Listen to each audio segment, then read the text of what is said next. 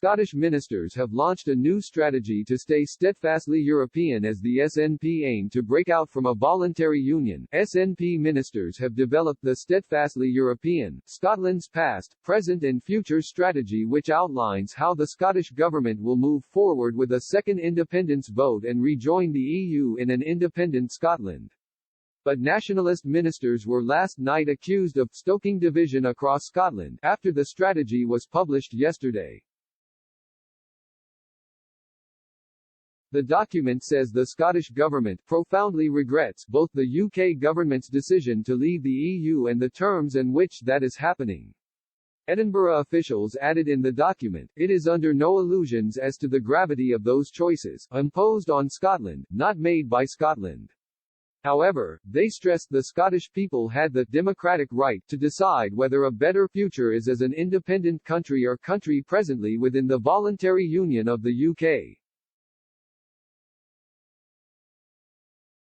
As an independent country, SNP-led administration officials stressed Scotland wishes to contribute to EU values as a member state, taking aim at Boris Johnson's government. The Scottish government continued, whilst the UK government has chosen to secede abruptly from the forward-looking internationalist project which is the European Union, the Scottish government's intention is that Scotland will return to the EU fold.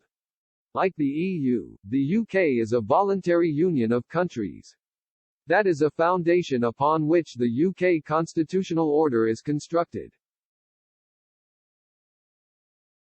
The document, which has been signed off by Constitution Secretary Michael Russell, claimed that the UK must not be deaf to the democratic wishes of its constituent nations, committing to maintaining friendships with the rest of the UK. The strategy stressed, Scotland will always be the firmest of friends with our closest neighbours in the rest of the UK.